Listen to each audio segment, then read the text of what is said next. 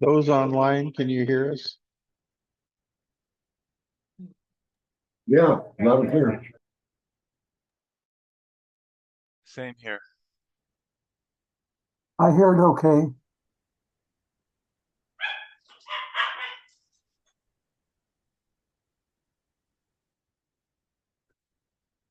Oh, God.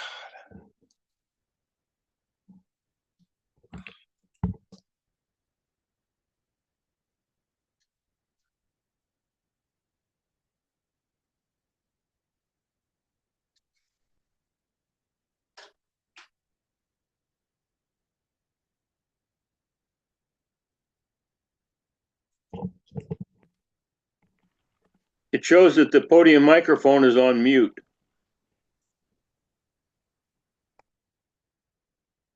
Spoke on that right now. All right. Can you guys see my presentation? No? Okay. All right. Yeah, they can hear us from what I'm hearing. I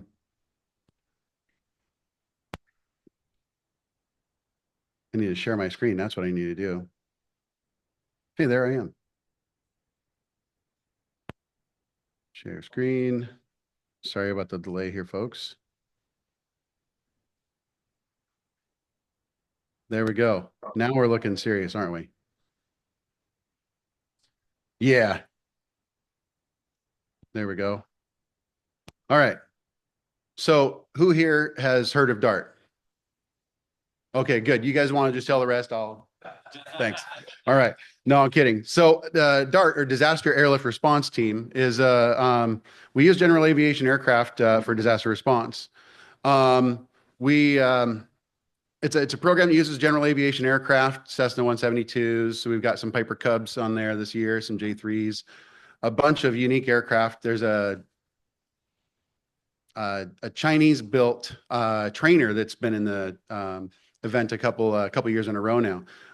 Just kind of a wide gamut of aircraft that have lots of different abilities and features to carry cargo into a disaster area and help carry information and perhaps other people back out. It's a plan for mutual aid, county to county, region to region, and it connects our communities during a disaster. It doesn't circumvent the city, county, or state laws and rules about self-deployment, but essentially is like a first action to a response. We send up airplanes to collect information and relay it back to us so we can relay it to the authorities. DART doesn't replace a governmental response, like I was saying, but it helps get that information to them first. It also uses ICS, Incident Command Structure, and fits right into the response at the federal level, if that's what this has to escalate to. DART is also an excuse for us to go play with radios and airplanes. It's an excuse to blend an exercise with a food drive for the Thunder Run this year, delivering food in need to food banks around the region, to different airports all over the place. The main exercise, like I said, the Thunder Run, it's named after the Huchel verbal traditions of Thunderbird and whale. The ODART version is called Operation Thunderbird and Whale. We just kind of went on Thunder Run because they'd already taken that name, but and then we try to coincide them close together, but it looks like this year the Thunder Run is going to be off a week from the Operation Thunderbird and Whale from Oregon DART. The whole exercise scenario is around a 9.0 earthquake where we could expect lots of infrastructure damage around the region, most likely going to see tsunamis in a situation like that. So anywhere near the water within a certain distance is going to be in danger of damage. And we're working with the data we have on that to coordinate an effort to exact a good response in those situations. The Thunder Run this year is Friday, June 6th, which is a setup day. June 7th, which is the actual food drive. We start at 7 a.m., loading airplanes and dispatching them all to all over the place. Sunday, June 8th is pretty much just to go out to Point Roberts, collect a search and rescue team, out to from Point Roberts back to the U.S. side. So those are the dates. The most active, of course, would be the food drive on Saturday, June 7th. DART was created to serve a need, the need to support our neighbors during a natural disaster. Our region can be very isolative. The mountains, just between my county, Whatcom County, and Skagit County, you have to go over a pass to get in there. It's Sandwich Pass. Just by that fact, you're isolated. You know, the bridges on Highway 9, the bridges on I-5, the small arterials along Lake Sandwich could all be damaged during an earthquake or other kinds of events. So being able to interconnect those communities, especially for where I'm from, up in the north end of town, is really important to me. And that's why I'm so heavily involved with DART. And this isn't just for earthquakes and tsunamis and volcanoes, but this can also be suitable for wildfire situations east of the mountains. My mom lives in Bridgeport, east over by north of Wenatchee, south of Okanagan. And she's been pretty close to quite a few fires. And there's actually communities out there that have been cut off or burned up altogether from fires. So this could still apply to something like that. So the whole idea is to interconnect these regions. And the best way to do that is with aircraft, because most of them can land anywhere that we have involved with this. We have some that can land in 400 or 500 feet that we have involved this year. It's pretty amazing to watch a stall aircraft on a short runway. But we don't need infrastructure like fiber. We don't need internet. We don't need even long runways. You know, we can talk to each other on amateur radio. We can exact a reaction to excuse me, the Red Bull's kicking in. So we can exact a reaction to an incident pretty quickly with what we have planned. So of course, amateur radio, I kind of segued into that. Any kind of disaster, I'm sure many of you are part of a emergency communications group of some kind. Any of you who out there is part of a MCOM group of some kind? Okay, at least half of you there. Okay. So you guys could be involved in something like this pretty easily. So during those disasters, the advantage of amateur radio, cell service can slow to a halt. When the Skagit River Bridge went down, I'm up in Whatcom County, cell service just died off for 3 or 4 hours. It was like there's no communication getting in or out. And even our voice over IP phones at work quit working because the internet was so clogged up back and forth that we couldn't make a phone call outside of our own county. Power can be disrupted. You know, I mean, around here, we've seen it many a times. A heavy windstorm could damage the power, and we'd be without for a while. And all those things, the internet, the lights, everything, you know, everything, we got to have power. But even Starlink stations can be affected during something like this. They're hardened, they're resilient, but they still have to connect to the internet, right? So if the fiber coming up to that Starlink downlink station, I believe there's one in Oregon, if it's inaccessible to the internet, then those Starlink connections are going to be suffering quite a bit. So amateur radio really is the alternate infrastructure to fill in those gaps created by the problems that Mother Nature might throw at us. So hams are critical for DART. We start with red flights. Anytime there's a magnitude 7 or more, there's a set of pilots in our region that hop in the airplanes and get in the air and start collecting data, collecting information about infrastructure, what they see about bridges, I-5, arterials, shoreline damage, train tracks, all that information they collect, and they send photographs back to our command, and we start to send that off to the appropriate authorities to help with the reaction. But then we all start to assemble at airports. We start establishing our connections with our other communities via amateur radio, and we start to develop a plan to react to those places that need it most. Especially up in the north end around San Juan Islands, there's a lot of places that are going to be pretty isolated pretty quickly during a significant event. The ferry docks aren't really in the greatest of shape in some of those islands, so they could just be, washed off the island, and they'd be isolated out there. They'd be without. So we would depend on aircraft, which most of the islands have landing strips on for aircraft. We could still get supplies in and injured people out, and we can get search and rescue teams in, all with these general aviation aircraft. So we also kind of coordinate what we've sent here and there, what the need is somewhere. We take that information back to a hub. The two hubs we have established for the Western Washington is Boeing Field and Bellingham International. BLI because it's close to Canada and we can get some mutual aid from across the border if things work well across the border. And then at Boeing Field because Walla Walla is actually also a hub that we can get food collected from and bring over the mountains to Boeing Field to be sent to the local communities down in the south end of Washington, southwest of Washington.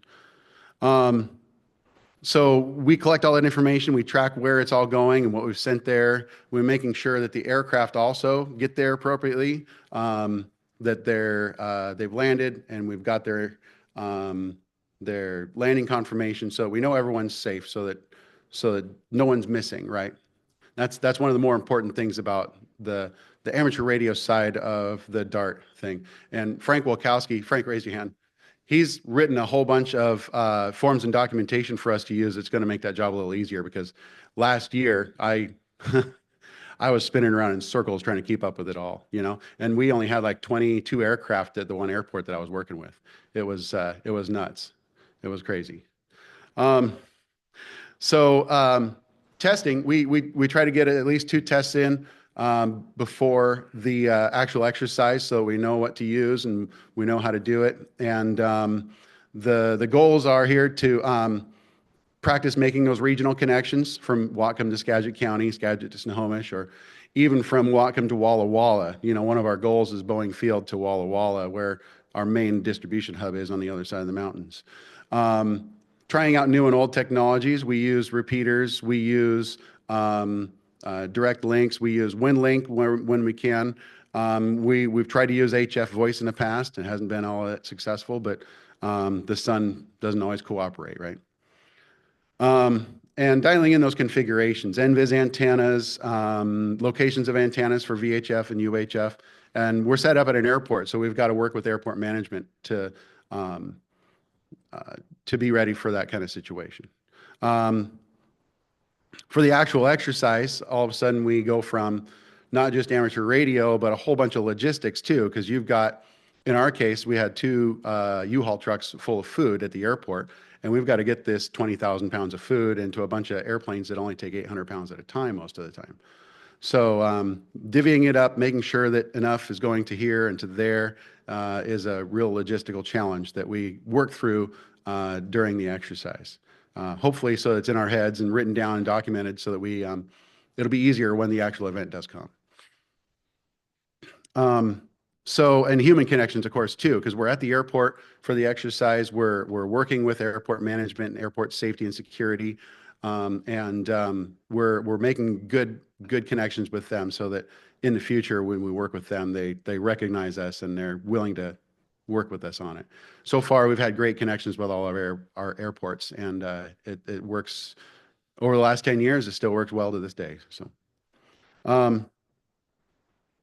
So yeah, I mentioned repeaters and VHF, UHF, HF. Traditionally, using repeaters was the best method, but it still left gaps. Like from BLI, I could talk to the repeater on Orcas Island, which could talk to 4 or 5 airports, but I was responsible for 8 airports, so I couldn't talk to all of them. I had to depend on relays to go from point A to point B.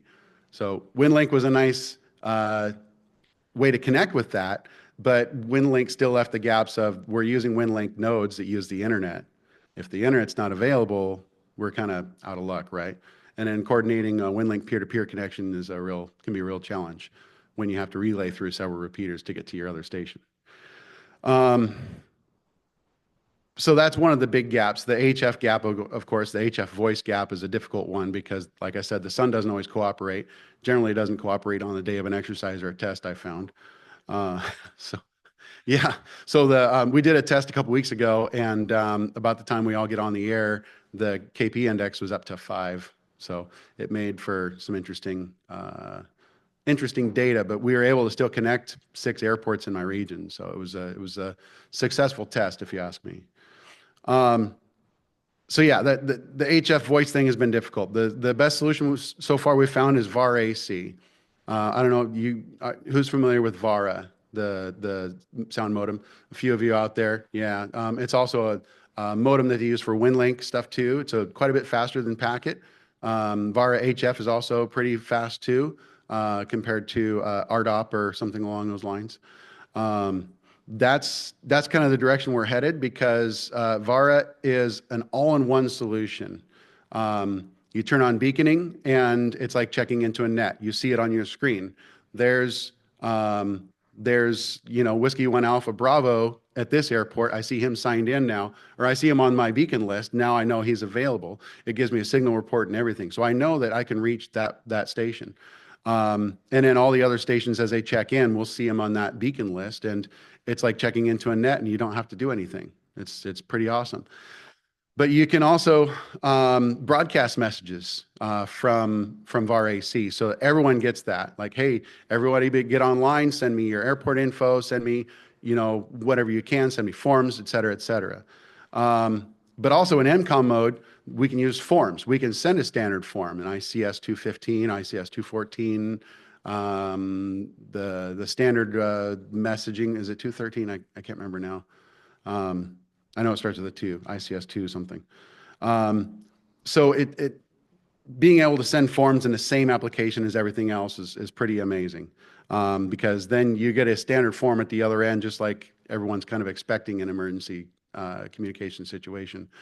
There's a more advanced method of using FL Message to create a message, save it as a text file, and then send it over VARA or VAR AC, because VAR AC can also handle sending text and pictures too, to a degree. And they're not going to be huge pictures, and it's going to be up to 10 kilobytes worth of text, but it's I would say as advanced as WinLink in those regards.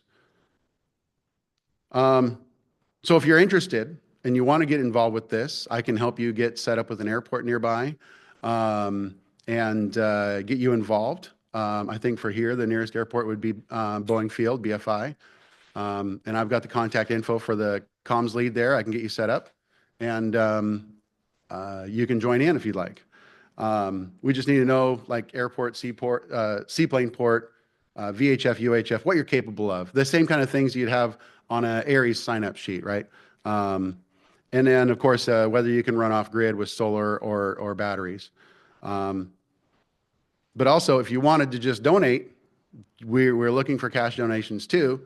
Well, I got to sell it, so, because we're only at $750 right now and we have a goal of 20,000. So, the time's running out pretty quick. So if you can donate, or if you know someone that can donate, hop on and send a little cash in. So, but that's all I have for the presentation. What do I have? Any questions? Sir? Yeah. For the existing network, that is what? Oh, there we go. Tasting 1, 2, 3. Okay. there you go. For the existing planes and airports. Mm-hmm.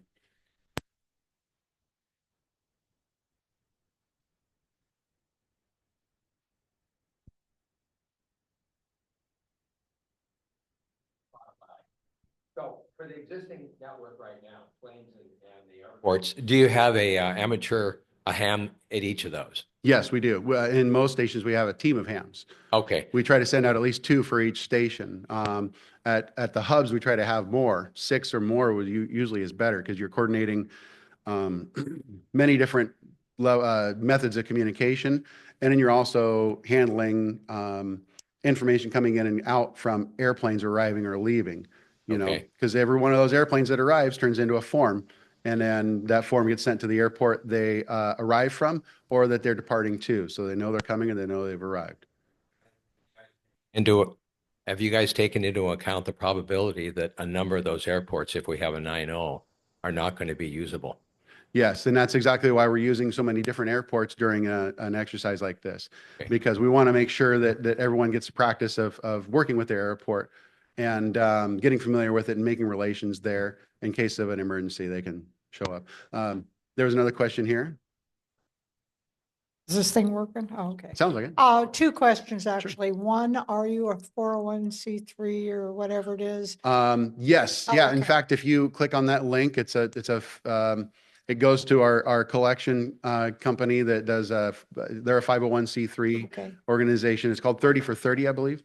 Yeah. And they handle all the tax stuff for us and make sure that the whole fund goes to purchasing the food that we fly out to these different airports that gets donated to the nearby food bank. I ask because my company matches, Oh, which that's why it has to be the special thing. Mhm. Through the hurricanes in North Carolina, Tennessee, and that area, did you guys learn any lessons from their experience with Yes. disaster? Yes, absolutely. That's a good question. So the Hurricane Helene response, there were two different teams that went down there. And in 2 weeks, they moved 2.5 million pounds of food and water and helped fly out hundreds of people from the incident. There was a lot of pushback from local government as to their response, I should say. But they continued to fly in there anyways and just say, hey, we're trying to get people in and out because they're dying out here and they're injured. They're going to die of starvation or they're going to die of thirst because they don't have access to clean water or food. So we need to start acting now. And it took a little while for the local governments to come around. But once they did, they got involved. And next thing you know, firefighters are helping load airplanes. It was a great response. Yes.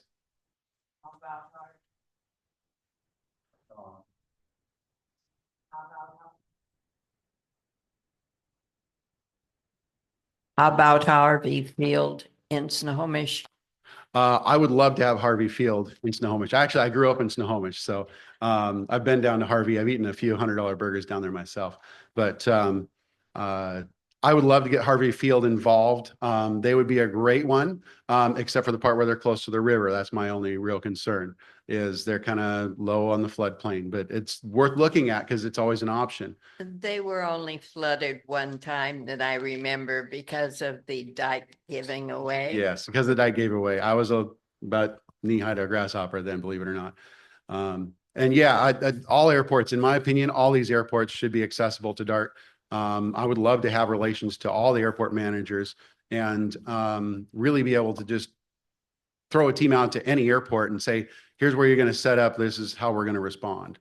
So any other questions? Sir.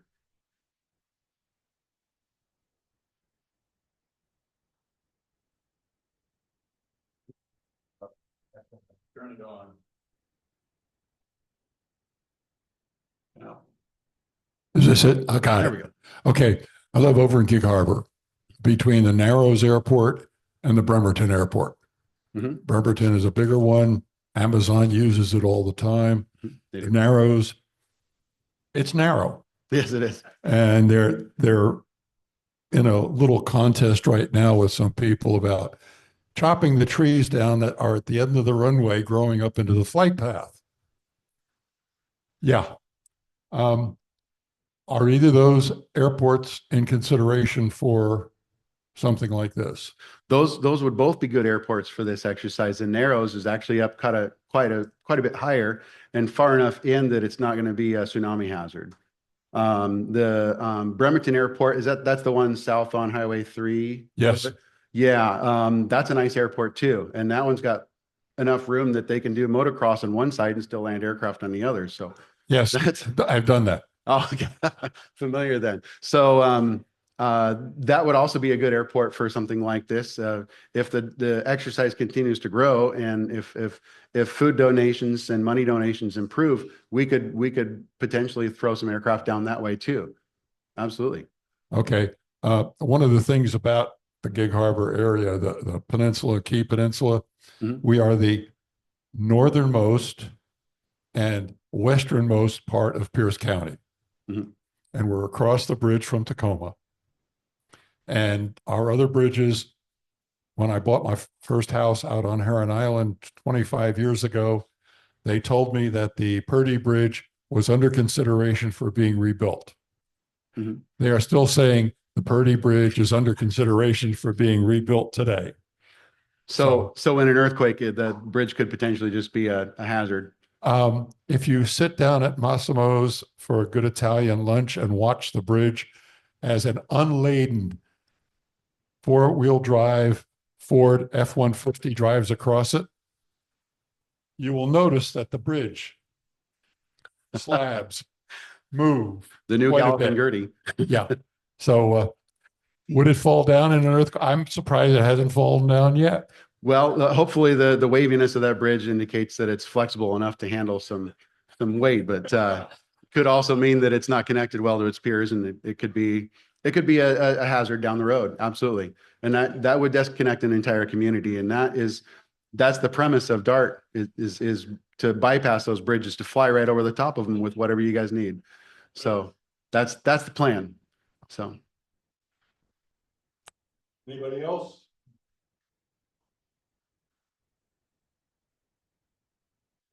Hello.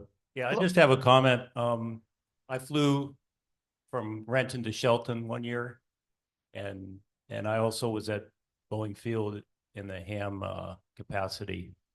So it's pretty fun to watch.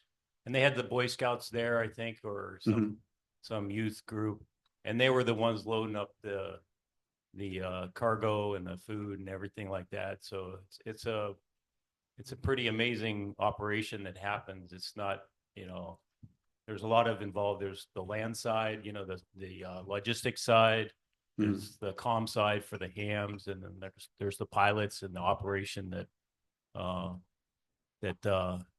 all has to come together, and it's pretty fun to see that happen. And I think I went to Shelton one year, and then I was at Boeing Field for the ham side. So it's pretty cool event. So I would highly recommend it. awesome. Well, thank you for your involvement. What's your call sign? N7CJR. Okay. Yeah, I really wasn't a ham guy. I was a logistic guy, but I helped the ham guy that was there. Okay. Got it. Yeah. Well, thank you for being involved. I appreciate that. Yeah, it's great fun.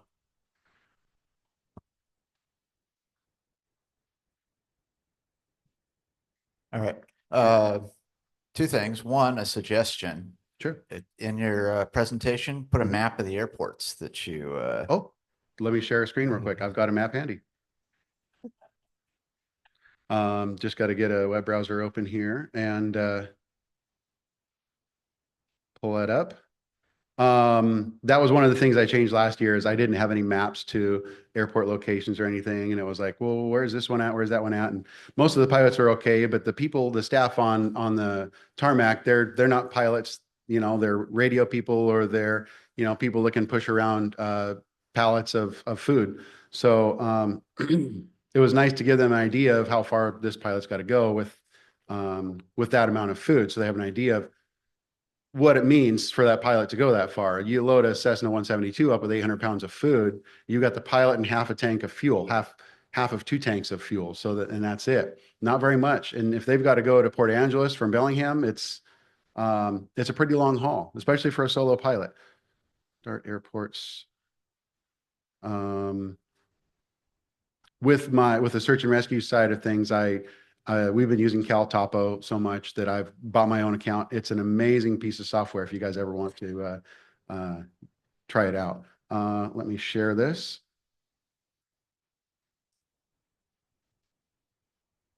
Oops. There we go. That. All right, there we go. So, the little red dots on here, it's a little little hard to see. But there's Whidbey Island, there's Camino Island, there's Jefferson County, there's Port Angeles, there's Skagit. Let me see if I can put a better map up here. It's a little easier to read. I like to have the sectional map up for the pilots when I do this. Not forest. Topo. Here we go. Is that a little easier to see? Yep. Okay, there we go. So, yeah, you see Point Roberts way up there. They're pretty isolated. That's why they're on this exercise, is because they don't have any physical connections to the United States unless you go by boat. If there's a tsunami, there's debris in the water. It's gonna be really hard to get through the water in any kind of vessel that, you know, can't run over logs. So we use the airstrip out there, and if we can, we'll respond with float planes out there. Let's say if the runway is not usable at Point Roberts, we'll land float planes right out front if we're capable. We're working on expanding our float plane fleet. We have some folks at Lake Washington that have volunteered with us before and flown their float planes up to Float Haven on Lake Whatcom near Bellingham, and then from there over to Point Roberts and then back and forth. We move some food around that way too. It's pretty neat watching a float plane land in front of you while you're talking on the radio. It's a lot of fun. Down this way, you got Boeing Field, you've got Shelton, you've got Hoquiam. Those are the 3 airports for this end. If we could add a few more airports and get a few more involved at Boeing Field, that'd be pretty awesome too. Because then we can kind of send a message out more. This is our response. This is what we can do. We can develop this more and make a better response in an emergency. So, what airport? Yeah, is that Kenmore Airs dock? Oh, okay, gotcha. Got it. Yeah, we try to go for as best we can go for float plane docks that have fuel at them. So Float Haven doesn't have fuel, but we can get fuel to it in emergency. I'm sure that, yeah, Renton has fuel. Perfect. I'm gonna probably add that to the list.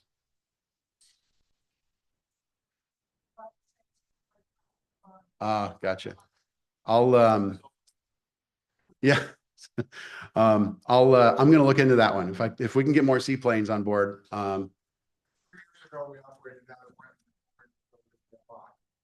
Oh, okay, gotcha. Okay, got it. Yeah, so Frank was saying that before we operated out of Boeing Field, we were operating out of the Renton seaplane port. But that was 2 years ago, Frank? 3 years ago. So, but I mean, we can serve more aircraft. There's more aircraft available that land on runways than on the water. So, sure. Yeah, could you talk more about how you connect and interface? This is a great idea in terms of all the airports being connected, but in our world and in ham radio emergency communications, you've got counties and cities and authorities having jurisdiction. So if you guys are all connected to yourselves, but what's your connection? How are you getting requests for assistance and sorting that out? That's an excellent question, actually. Right now, the DART community in Washington is coming together, and we're developing what's called WADART, or Washington Association of Disaster Airlift Response Teams. And it's at the state level. Amy Albritton's kind of leading things. We're putting together the rules and regulations we need to run this organization statewide. And then it'll be on a county to county level, depending on the DEM. So we'll be working with the DEMs at each county level to organize individual DART units around the state. Your facilities at the airports are do you have fixed antennas so you can go, your ham people come in and hook up, or they're going to set up from zero? That's a really good question, actually. So HF and VHF stuff, I mean, it's just show up with what you use for parks on the air and get an antenna up in the air. Any way you can work an NVIS antenna so we can talk regionally is way better. Some of the folks have tried vertical antennas in the past, and the takeoff angle is just that 3 to 8 degrees that just doesn't quite work for talking to your neighbor on the other side of the mountains. So an NVIS antenna that can reflect off the ionosphere more above you and come back down to the ground is a much more viable communication method, propagation method. Sir? Yeah, I found that the buddy pole works really well for an NVIS. It's very portable and repeatable. So It is. It is. I found that an inverted V works pretty well too, and I've got a few of those in my kit. Yeah.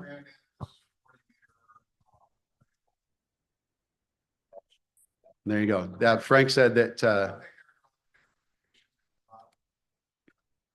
Yeah, and that's probably about the farthest away you can get with NVIS.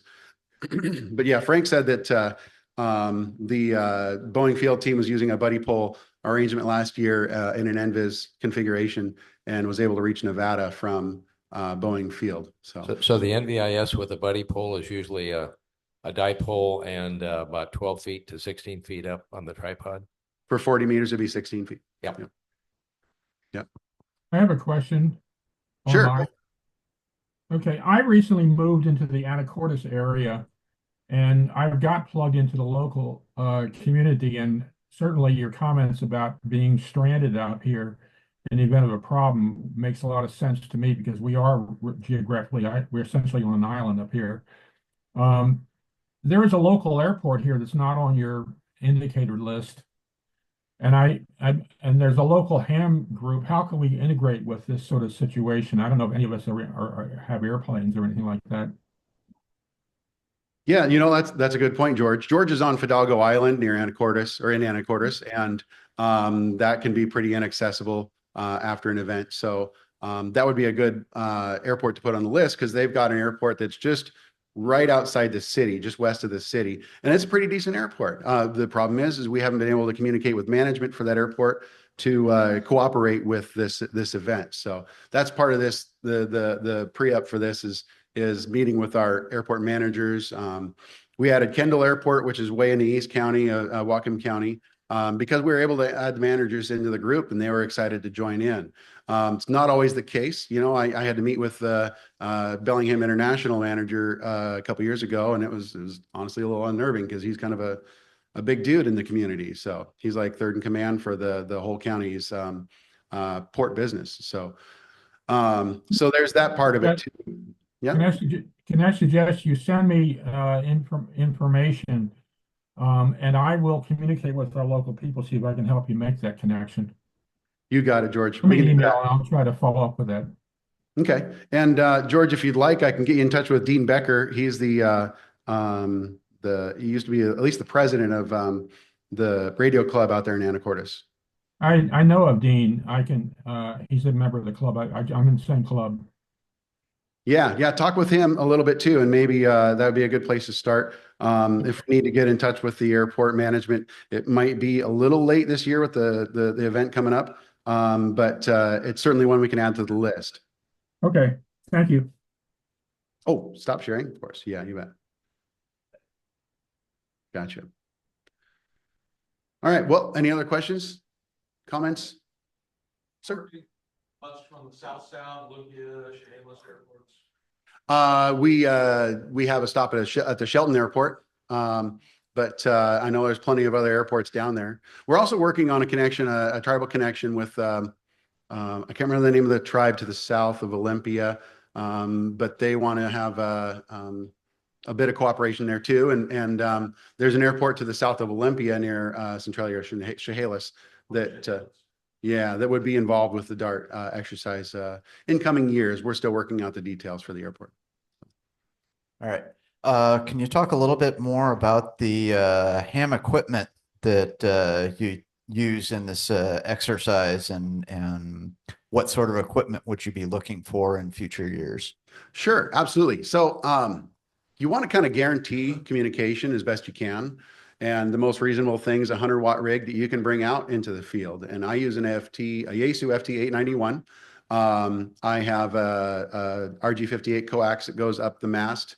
I've got a 20-foot mast that goes up, and a center-fed inverted V dipole with links on it that does 40 meters, 40 through 6. And it's kind of my go-to. I've tried some other configurations too in the past. I've tried a Chameleon MCOM 2, and it did pretty well, but it's pretty lossy. So it didn't work quite as well for me. Other folks are experimenting with like a more traditional NVIS antenna. One of the guys I work with is working on a folded 40-meter NVIS antenna for small locations. It's only 44 feet long because of the fold. It turns out pretty nice. Looking forward to seeing his results on that. Of course, because we're trying to get into VAR AC this year and kind of manage our communications through that method, then means you're probably going to have to bring a computer and a TNC or a sound card to the situation. I prefer DigiRig for my devices. It plugs in and handles cat control and audio all through one connection to my computer with my 891. So the VHF UH side of things, if you can just get a good VU antenna up in the air and connect it to a good 50-watt rig, then you're in good shape. So even if you're just a technician level, you can still be involved with. There's still going to be some WinLink stuff associated with that too. So the state still requires WinLink for their final communication to them. So we have to keep that option open down the road in case they need us to talk to them. So, other questions? No? All right. Well, thank you all very much. I appreciate it. And thank you. And I'll stick around afterwards if you guys would like to chat with me, and I can start writing down some information if you guys want to join in, or I can even take donations.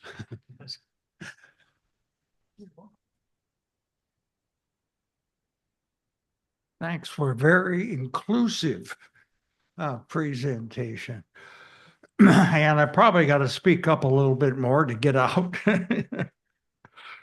Well, you can, but I want to, can they? Let's see. How did this get turned? Anyway. Yeah, it just seems, well, it shoots better this way, doesn't it? Yep. Then I had better behave. I'm looking at my watch, it's pretty close to the one on the wall. And we've got about 15 minutes till 10 o'clock, which is our standard for starting the business meeting. Yeah, 11, okay. Anyway, the next hour. And so we'll be back, and I don't know if the donuts got here. They are here, good. So is there any coffee back there? I see a hand raised. Wow, we got donuts and coffee today. Good work, Paulo. So we are recessed, and go get some goodies.